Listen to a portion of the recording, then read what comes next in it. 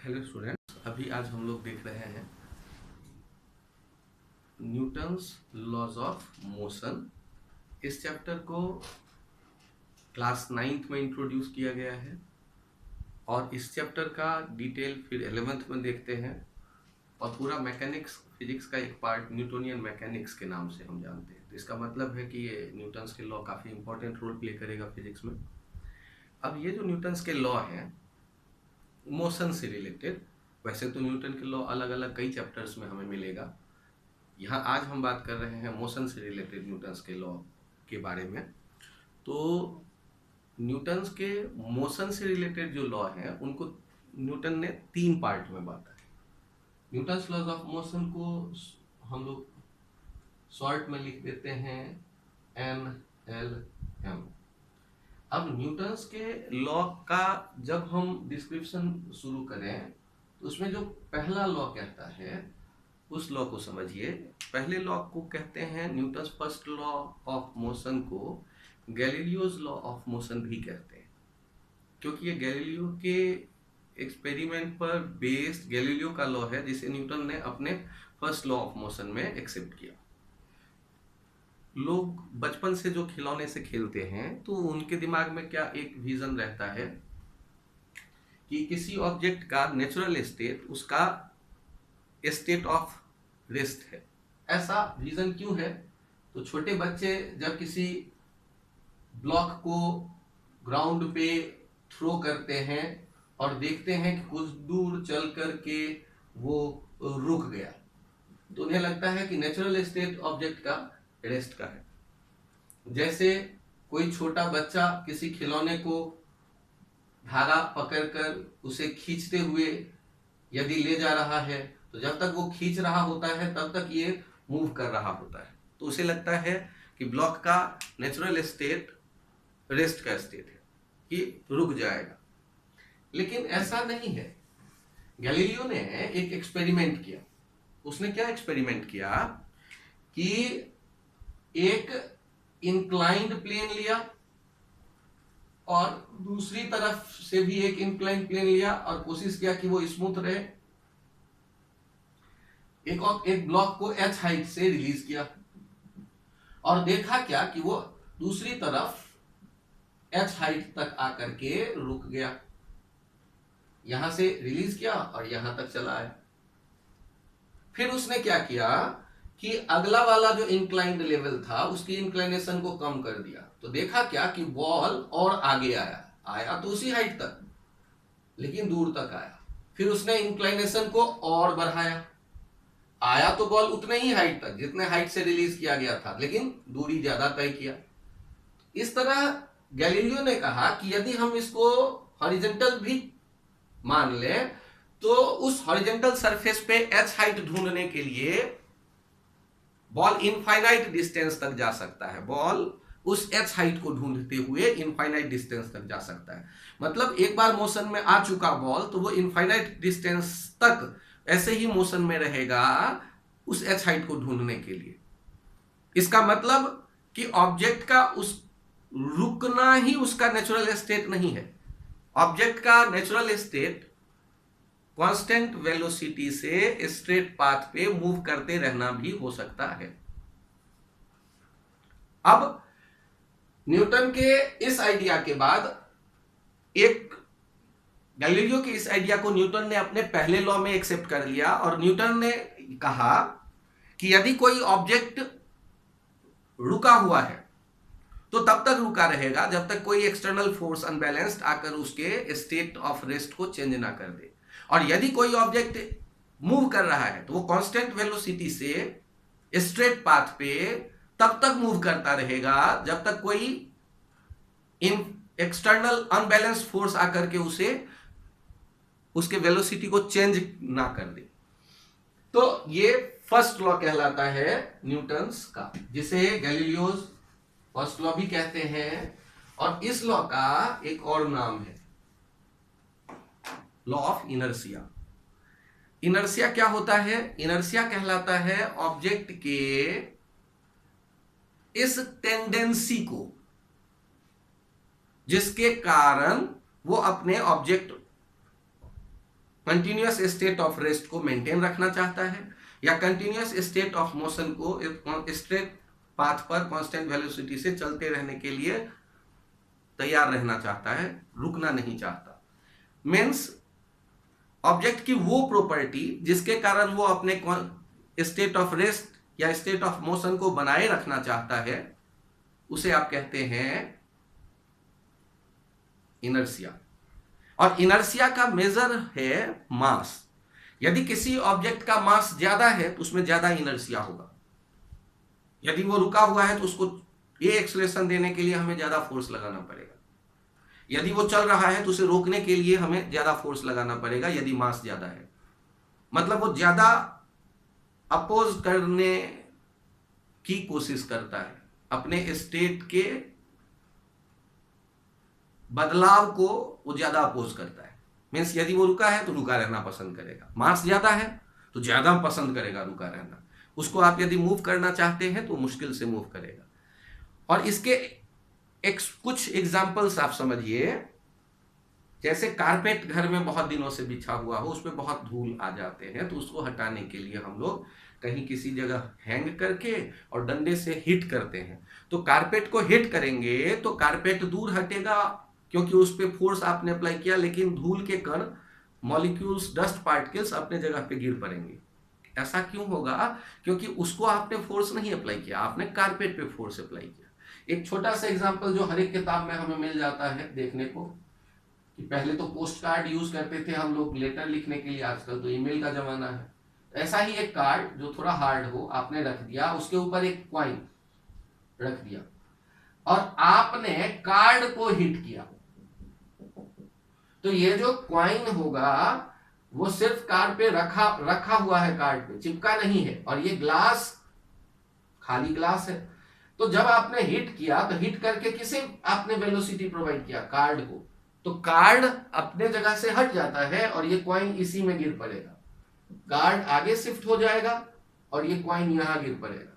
तो ऐसा क्यों हुआ? इसे कैसे एक्सप्लेन करेंगे? इनर्शिया के कारण, कि ऑब्जेक्ट अपने रेस्ट के स्टेट को बनाए रखना चाहता था। तो जब आपने कार्ड को हिट किया, उसे वेलोसिटी मिला, वो चल पड़ा, लेकिन जो उसके ऊपर कॉइन बैठा हुआ है वो अपने को बैठा रखना चाहता है। तो यदि कॉइन अपने ही जगह पे नीचे आते दिखा, तो किस कारण से? इनर्शिया के कारण से। तो फर्स्ट लॉ क्या कहता है? न्यूटन्स फर्स्ट लॉ, जिसको कि लॉ ऑफ इनर्शिया भी कहते हैं, जिसको कि गैलीलियोज लॉ ऑफ मोशन भी कहते हैं, कि ऑब्जेक्ट अपने स्टेट ऑफ रेस्ट या स्टेट ऑफ मोशन को रिटेन करना चाहता है, तब तक रिटेन रखता है जब तक कोई एक्सटर्नल फोर्स आकर उसके उस स्टेट को बदल ना दे। अब बारी आता है, हम लोग बात करते हैं सेकेंड लॉ के बारे में। सेकेंड लॉ क्या कहता है कि जो आप कोई ब्लॉक देखते हैं और उस पर F फोर्स लगाते हैं, और यदि M मास का है तो ब्लॉक एक्सलरेट होता है। एक्सलेशन प्रोपोर्शनल होगा किसके? फोर्स के। एक्सलेशन प्रोपोर्शनल होता है 1/m के। अब यदि इन दोनों को एक साथ देखें, प्रोपोर्शनल होता है का मतलब थोड़ा सा मैं बता दूं। यदि फोर्स डबल कर दोगे तो एक्सलेशन डबल आएगा, यदि मास डबल ले लोगे, उतना ही फोर्स लगाओगे, तो एक्सलेशन हाफ आएगा पहले से। तो आप जब इस प्रोपोर्शन का साइन देखेंगे एक साथ इन दोनों को मिला करके और उसे रिप्लेस करेंगे तो एक कांस्टेंट आएगा।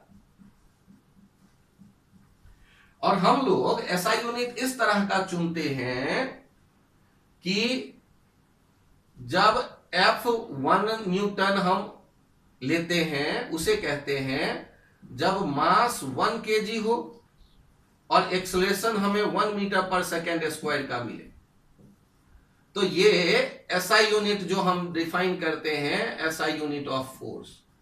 तो वहां ध्यान दीजिए, ये तरीका जो है ये क्लास 9th में भी आता है आपके सामने और 11th में भी। हम वही अभी देख रहे हैं फिलहाल, इस पे और विचार करेंगे तो यहां पर चेक करिए, हमारे पास क्या था, a equals to K F by M, 1 equals to K 1/1, तो k का वैल्यू कितना आ गया, 1। तो ये हम लोगों ने 1 न्यूटन एसआई यूनिट कैसे डिफाइन किया, 1 न्यूटन वो फोर्स है जो 1 किलोग्राम के ऑब्जेक्ट पे एक्ट करता है, तो 1 मीटर पर सेकेंड स्क्वायर का एक्सलेरेशन वहां जनरेट करता है। अब यदि हम बात करते हैं यहां सेकेंड लॉ के बारे में, तो ये F किसके बराबर आते दिख रहा है, K तो 1 हो गया, M इंटू ए के बराबर, लेफ्ट साइड से राइट साइड के डिनोमिनेटर से लेफ्ट साइड आने पर ये न्यूमरेटर में चला आया, F equals to M E. अब एक पॉइंट हम सोचते हैं, ये फोर्स क्या है, फोर्स है इंटरैक्शन। कोई भी हम लोगों को कहे कि किसी कमरे में आप बैठिए और वहां खाना आपको मिलता रहेगा, लेकिन mobile, laptop, TV, paper, book, copy, pen ये सब नहीं है, तो कितने दिन रहेंगे, 1 दिन, 2 दिन, 4 दिन, लेकिन कंटिन्यूअस वहां रहते अच्छा क्यों नहीं लगेगा, क्योंकि वहां इंटरैक्ट करने के लिए हमें कोई नहीं मिल रहा। यदि इंटरैक्ट करने के लिए कोई नहीं रहेगा तो हम लोगों को वहां तो अच्छा नहीं लगेगा। क्यों, क्योंकि इंटरैक्शन के लिए कम से कम 2 लोग चाहिए। अब सोचिए बातचीत आप कैसे करेंगे, कोई हो तब तो, अकेले को मैं कहानी सुनाऊंगा, कितने देर सुनाएंगे। तो आप अकेले रहना जैसे नहीं पसंद करेंगे क्योंकि आपको अच्छा लगता है इंटरैक्ट करना, वैसे ही यूनिवर्स के सारे एलिमेंट एक दूसरे से इंटरैक्ट करते हैं, सारे एलिमेंट, और उस इंटरैक्शन का मेजर कहलाता है फोर्स, उस इंटरैक्शन का मेजर कहलाता है फोर्स। यदि हम बात करते हैं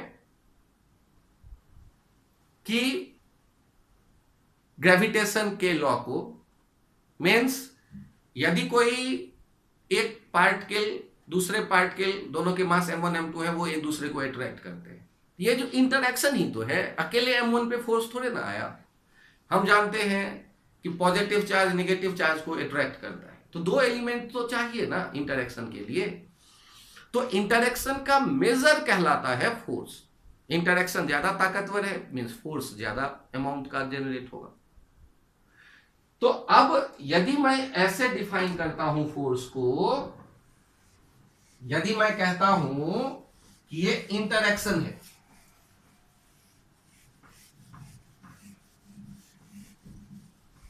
तो यहां इस बात पे गौर करिए कि force is measure of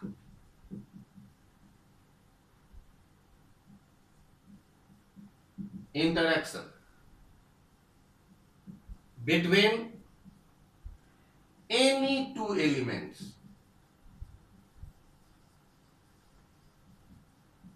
of universe। अब इसका मतलब हुआ कि फोर्स जब भी हम सोचेंगे तो पेयर में एग्जिस्ट करेगा, मीन्स m1 और m2 2 एलिमेंट हैं, ये एक दूसरे से इंटरैक्ट कर रहे हैं, तो m2 को m1 अट्रैक्ट करेगा और m1 को m2 अट्रैक्ट करेगा, और फोर्स केवल m1 m2 पे लगाएगा ऐसा नहीं हो सकता है, या केवल m2 m1 पे लगाए ये भी नहीं हो सकता। तो यहां से आइडिया आता है न्यूटन्स थर्ड लॉ का। थर्ड लॉ क्या कहता है, थर्ड लॉ आप देखें क्या कहने वाला है कि force always exist in pair called action reaction pair. Force always exist in pair called action reaction pair. जैसे यहां F12 F21, और न्यूटन के इस नियम में उसने कहा कि ये दोनों एक साथ एग्जिस्ट करते हैं, एक ही समय पर एग्जिस्ट करते हैं, इनके नेचर एक जैसे होते हैं और ये अलग अलग ऑब्जेक्ट पे एक्ट करते हैं, एक ही ऑब्जेक्ट पे कभी एक्ट नहीं करते। अब आप यदि कहते हैं कि किसको एक्शन कहेंगे। तो यदि ये एक्शन कहलाएगा तो ये रिएक्शन कहलाएगा, और यदि इसे एक्शन कहेंगे आप F21 को, तो F12 रिएक्शन कहलाएगा। मतलब ऐसा कोई फिक्स्ड नहीं है कि ये पहले, जो डे टू डे लाइफ में हम देखते हैं कि पहले जो फोर्स आया उसे हम कह देते हैं एक्शन, और बाद में जो आता है उसे कहते हैं रिएक्शन। लेकिन यहां ऐसा नहीं है। आप जब न्यूटन्स के इन लॉ को एक बार देख रहे हैं तो इसके बाद चर्चा में आता है एक रेफरेंस फ्रेम। ये रेफरेंस फ्रेम टर्म क्या कहता है कि कोई भी पार्टिकल के मोशन की जब आप बात करना चाहते हैं तो मोशन मीन्स पोजीशन का बदलना, तो पहले पोजीशन डिसाइड करने का कोई होना चाहिए व्यवस्था, और पोजीशन बदले उसका टाइम रेट देखना है तो एक घड़ी चाहिए, और पोजीशन के लिए कोऑर्डिनेट सिस्टम चाहिए। तो any coordinate system with a clock is called reference frame. Any coordinate system with a clock is called reference frame. आप सोचिए कि यदि आप किसी ऑब्जेक्ट के पोजीशन डिटरमाइन करना चाहते हैं तो बोलेंगे ना कि ओरिजिन से 2-3 के रिस्पेक्ट में 2-3-5 पॉइंट पर पार्टिकल मौजूद है किसी टाइम पे। तो आप पोजीशन देखने के लिए क्या चाहते हैं, एक कोऑर्डिनेट सिस्टम, और पोजीशन टाइम के साथ बदलेगा तब तो वेलोसिटी, तब तो डिस्प्लेसमेंट के चेंज का रेट, पोजीशन के चेंज का रेट टाइम के रिस्पेक्ट में वेलोसिटी देगा, वेलोसिटी के चेंज का रेट टाइम के रिस्पेक्ट में एक्सप्रेशन देगा। तो कोऑर्डिनेट सिस्टम विथ क्लॉक कहलाता है रेफरेंस फ्रेम। जैसे आप घड़ी पहन के लिफ्ट में खड़े हैं तो लिफ्ट रेफरेंस फ्रेम कह सकते हैं, एज ए आप ऑब्जर्वर वहां मौजूद है। आप यदि कार में बैठे हैं एक हाथ में घड़ी लगा करके और अब आप ऑब्जर्वेशन ले रहे हैं, आप उस पूरे फ्रेम को कार फ्रेम कह ले सकते हैं। यदि आप किसी पेड़ के नीचे बैठे हुए देख रहे हैं दुनिया को तो आप ग्राउंड फ्रेम कह दीजिए उसे। अब न्यूटन्स फर्स्ट लॉ क्या कहता है कि रेफरेंस फ्रेम दो कैटेगरी के होंगे। एक कैटेगरी कहलाएगा इनर्शियल रेफरेंस फ्रेम का और दूसरा कहलाएगा नॉन इनर्शियल रेफरेंस फ्रेम का। अब बारी आता है कि ये कैटेगरी क्यों बनाया गया, कैसे बनाया गया। तो Newton's first law indirect way में इनर्शियल रेफरेंस फ्रेम को डिफाइन करता है। इनर्शियल रेफरेंस फ्रेम वो रेफरेंस फ्रेम जिसमें लॉ ऑफ इनर्शिया वैलिड हो। इनर्शियल रेफरेंस फ्रेम वो रेफरेंस फ्रेम जिस रेफरेंस फ्रेम में बैठा ऑब्जर्वर न्यूटन्स लॉ अप्लाई करेगा और उसे सही रिजल्ट मिलेगा। तो इनर्शियल रेफरेंस फ्रेम क्या कहता है, तो ध्यान से सोचिए फर्स्ट लॉ क्या कहता है। फर्स्ट लॉ कहता है कि यदि कोई आइसोलेटेड ऑब्जेक्ट है, तो आइसोलेटेड का मतलब क्या, आइसोलेटेड का मतलब कि किसी से इंटरैक्ट नहीं कर रहा, और किसी से इंटरैक्ट नहीं कर रहा आइसोलेटेड। तो किसी से इंटरैक्ट नहीं कर रहा ऐसे सिचुएशन में हम कहेंगे कि उस पर कोई फोर्स नहीं लग रहा। फोर्स को मैंने जब डिफाइन किया तो मैंने ये कहा ना कि इंटरैक्शन है। तो यदि आइसोलेटेड है, ऐसा थ्योरेटिकली हम इमेजिन कर सकते हैं, प्रैक्टिकली ऐसा होना मुश्किल है। तो यदि आइसोलेटेड कोई ऑब्जेक्ट है तो वो या तो रुका होगा या कांस्टेंट वेलोसिटी से स्ट्रेट पाथ पे चल रहा होगा। तो मतलब कोई न कोई ऐसा मुझे रेफरेंस फ्रेम मिलेगा जिसमें रह करके ऑब्जेक्ट को हम रुका देखें या फिर स्ट्रेट पाथ पे कांस्टेंट वेलोसिटी से चलता देखें। यदि ऐसा कोई रेफरेंस फ्रेम, ऐसा कोऑर्डिनेट सिस्टम, ऐसा पोजीशन जहां ऑब्जर्वर बैठ के ऐसा ऑब्जर्व कर सके आइसोलेटेड ऑब्जेक्ट को कि या तो वो रुका है या कांस्टेंट वेलोसिटी से स्ट्रेट पाथ पे जा रहा है, यदि इस तरह का कोई रेफरेंस फ्रेम हमें मिल गया तो उसे हम कहेंगे इनर्शियल रेफरेंस फ्रेम। क्योंकि फर्स्ट लॉ तो यही कहता है कि यदि आइसोलेटेड ऑब्जेक्ट का मतलब हो गया कि उसमें कोई फोर्स नहीं है, और आइसोलेटेड ऑब्जेक्ट यदि है कोई तो या तो रुका दिखे और या नहीं तो कांस्टेंट वेलोसिटी से स्ट्रेट पाथ पे चलता दिखे। और ऐसा देखने वाला कोई यदि मौजूद है, कोई ऐसा रेफरेंस फ्रेम हमें मिल गया जहां बैठ के ऑब्जर्वर ऐसा देख सकता है, तो हम उसे कहते हैं इनर्शियल रेफरेंस फ्रेम। थ्योरेटिकली किसी स्टार के सेंटर से associated reference frame inertial reference frame है, और उसके रेस्पेक्ट में कांस्टेंट वेलोसिटी से चलता हुआ रेफरेंस फ्रेम भी इनर्शियल है, और बाकी सारे नॉन इनर्शियल। अब सोचो, यदि हम सन से हेलियोसेंट्रिक रेफरेंस फ्रेम की बात करें, सन के सेंटर से एसोसिएटेड है रेफरेंस फ्रेम, सन के सेंटर से एसोसिएटेड है reference frame, heliocentric reference frame, उसको इनर्शियल कहते हैं। तो क्या अर्थ से एसोसिएटेड रेफरेंस फ्रेम इनर्शियल होगा?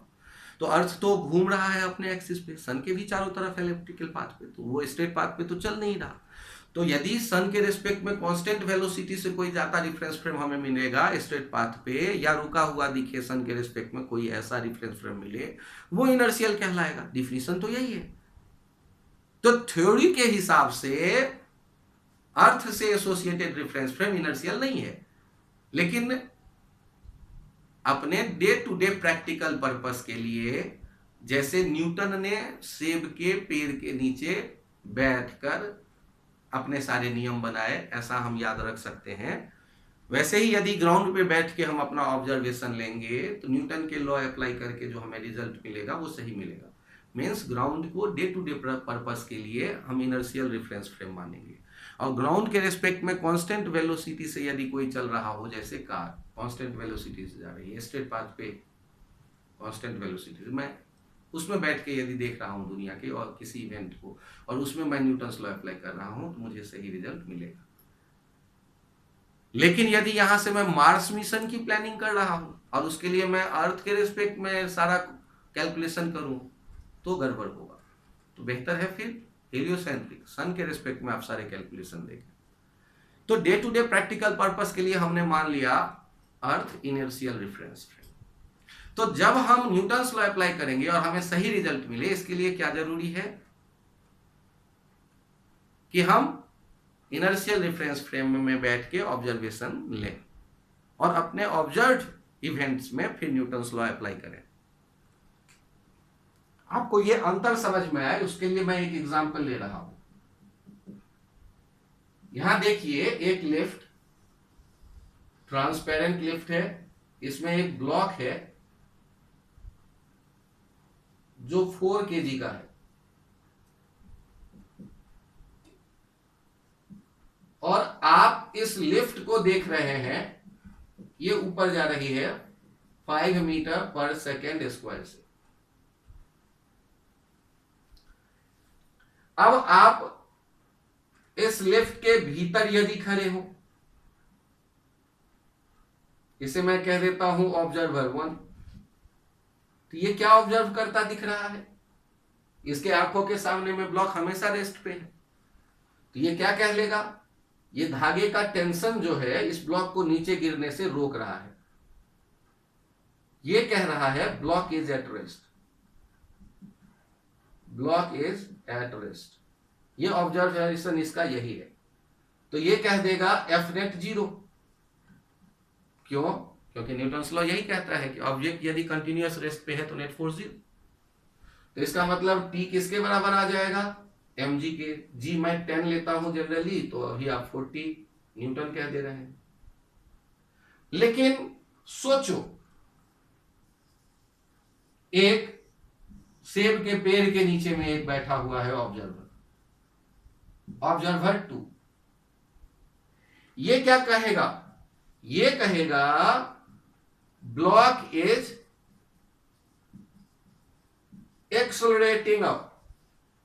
अब यदि ब्लॉक ऊपर की तरफ एक्सलरेटेड है, तो ब्लॉक ऊपर की तरफ एक्सलरेटेड है, तो अब आप ये बताइए मुझे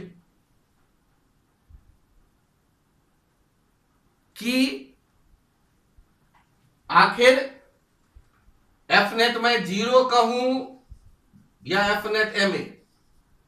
तो न्यूटन्स सेकेंड लॉ कह रहा है कि टोटल जो फोर्स होता है वही एक्सलरेट करता है, तो एफ नेट एम ए। अब ये एक्सलरेटेड तो तब दिख रहा है ना, accelerating up with the lift. Lift में टंगा है तो लिफ्ट ऊपर एक्सलरेटेड है, तो ये ब्लॉक भी एक्सलरेटेड है ऊपर। तो हम किसको बड़ा माने, टी को या mg को?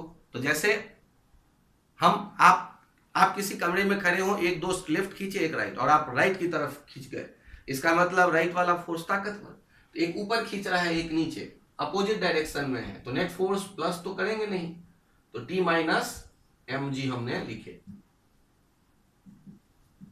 और ये किसके बराबर कर दिया, ma, तो यहां से T कितना आ गया, mg प्लस a, ये 60 न्यूटन। अब बताइए कि ये एक ऑब्जर्वर कह रहा है 40 न्यूटन और दूसरा ऑब्जर्वर कह रहा है 60 न्यूटन, इन दोनों में किसको आप कहेंगे कि ये सही कह रहे हैं?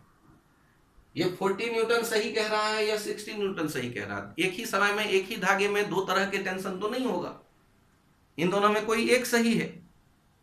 और ये आइडिया न्यूटन्स के फर्स्ट लॉ को जो ध्यान से पढ़ चुके और जिनको पता है कि एक ऑब्जर्वर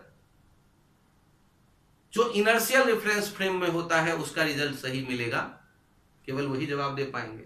इनर्शियल रेफरेंस फ्रेम किसे थ्योरेटिकली माना गया? सन के सेंटर, स्टार के सेंटर से एसोसिएटेड रेफरेंस फ्रेम को, और उसके रिस्पेक्ट में या तो कोई कांस्टेंट वेलोसिटी से चल रहा हो या रुका हो।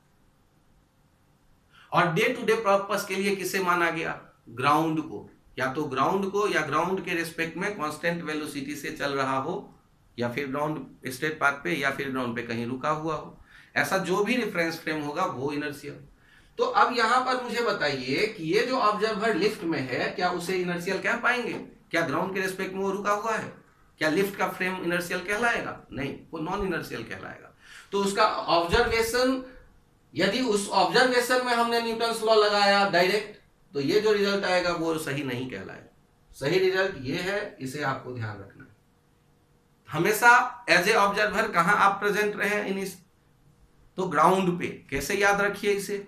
न्यूटन को सेब बड़ा पसंद है, आप भी सेब खाइए, एप्पल, आप एप्पल के पेड़ के नीचे बैठिए, नहीं हो तो किसी भी पेड़ के नीचे बैठिए और इवेंट्स को देखिए। अब जो आप न्यूटन्स लॉ अप्लाई करेंगे आपको सही रिजल्ट मिलेगा। तो यहां केवल ये बताने की कोशिश की गई है फर्स्ट लॉ, सेकेंड लॉ और थर्ड लॉ, इन तीनों के अपनी अपनी क्या अहमियत है। तो फर्स्ट लॉ में हमने देखा कि वो इनडायरेक्टली रेफरेंस फ्रेम को डिस्क्राइब करता है, इनर्शियल एंड नॉन इनर्शियल, और हमारे सारे रिजल्ट इनर्शियल रेफरेंस फ्रेम में सही आते हैं।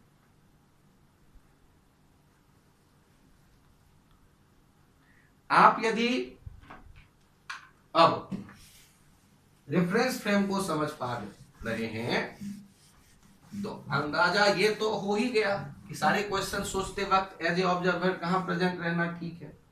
तो आपने मान लो कह दिया ग्राउंड पे। अब छोटे छोटे एग्जाम्पल से एफ नेट एम ए को एक बार देख लीजिए आप। जैसे आप कहते हैं एक ब्लॉक है और इस पे दो फोर्स लगते दिखे, F1 और F2। F1 और F2 ये है 10 न्यूटन और ये है 6 न्यूटन, और ये 2 kg का ब्लॉक, और एक ये F3 इस तरफ लग रहा है 4 न्यूटन, और स्मूथ सरफेस कहा गया है, हॉरिजॉन्टल स्मूथ सरफेस। तो बताइए ये एक्सेलरेट किधर होगा? और यदि आप एक्सेलरेशन देखना चाहते हैं तो न्यूटन्स सेकेंड लॉ क्या कह रहा है कि जो F इक्वल्स टू ma, लेकिन F इक्वल्स टू ma में F क्या है? F net equals to ma means vectorial sum, और यहां पर नेट कैसे करेंगे? 10 plus 6 minus 4 equals to 2 into a, 12 equals to 2a, a equals to 6 metre per second square. तो आप F इक्वल्स टू ma लिखें तो उसमें F कोई एक F नहीं, F मीन्स नेट F, और ma कोई एक्चुअल फोर्स नहीं है, ma कोई एक्चुअल फोर्स नहीं है। ma क्या है? ये सारे फोर्स का जो वेक्टर सम करेंगे उसका अमाउंट, जो सारे फोर्स है उसका जो नेट मीन्स वेक्टर सम करके रिजल्ट मिलता है वो होता है ma के बराबर। ma कोई इंटरैक्शन से जनरेट नहीं हुआ है, ma यहां हम कहते हैं वो नेट फोर्स का वैल्यू।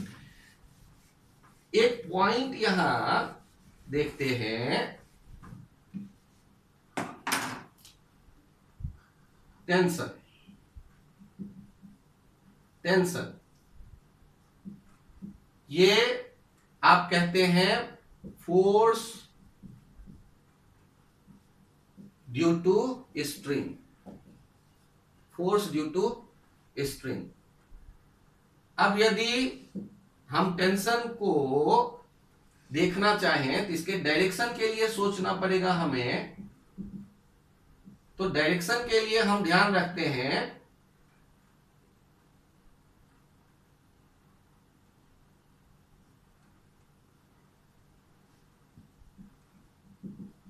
टेंशन acts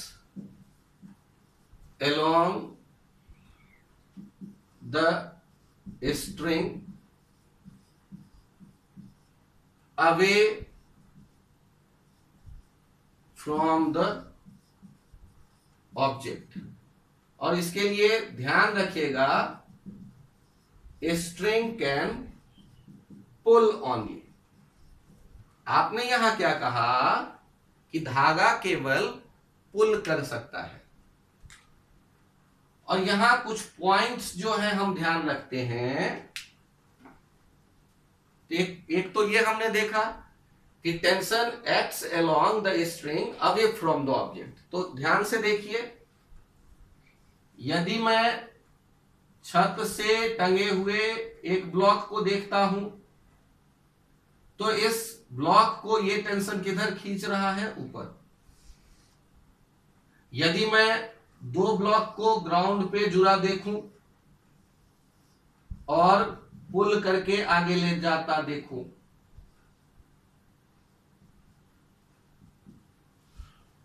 तो जो टी ए को राइट की तरफ पुल कर रहा है वही टी बी को लेफ्ट की तरफ पुल कर रहा है, along the string away from the object। तो जिस ऑब्जेक्ट की बात करेंगे, ए की बात करेंगे तो राइट की तरफ, बी की बात करेंगे तो लेफ्ट की तरफ। तो जब आप किसी ऑब्जेक्ट पे लगने वाले टेंशन को दिखाना चाहें तो सबसे पहले ये डिसाइड करिए ऑब्जेक्ट कौन सा सिस्टम कंसीडर किया जा रहा है।